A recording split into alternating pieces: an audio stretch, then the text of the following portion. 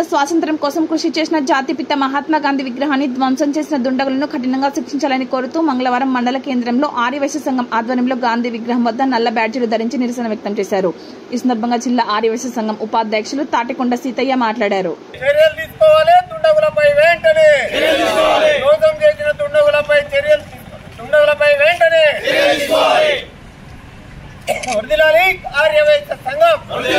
ఆర్యవైశ్య సంఘం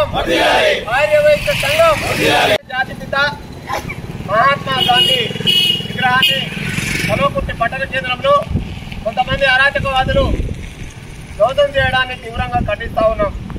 తుంగతుర్తి మండల కేంద్రంలో ఆర్యవైశ్య సంఘం ఆధ్వర్యంలో నిర్వహిస్తున్నటువంటి నిరసన కార్యక్రమంలో పాల్గొన్న ఆర్యవైశ్యులందరికీ సంఘీభావం తెలియజేయడానికి వచ్చినటువంటి మాజీ ఎంపీ రాములు గారికి అందరికీ కూడా హృదయపూర్వక ధన్యవాదాలు తెలియజేస్తూ గాంధీ విగ్రహాన్ని ధ్వంసం చేసిన దుండగులను ప్రభుత్వం వెంటనే చర్యలు తీసుకోవాలని, గతంలో జరిగిన కొన్ని సంఘటనల కూడా ప్రభుత్వానికి నివేదించినప్పటికీ చర్యలు తీసుకోకపోవడం వల్లనే ఇలాంటి మళ్ళీ చర్యలు పునరావృతమవుతున్నాయి. కాబట్టి దుండగులను కఠినంగా శిక్షించి ధ్వంసం చేసిన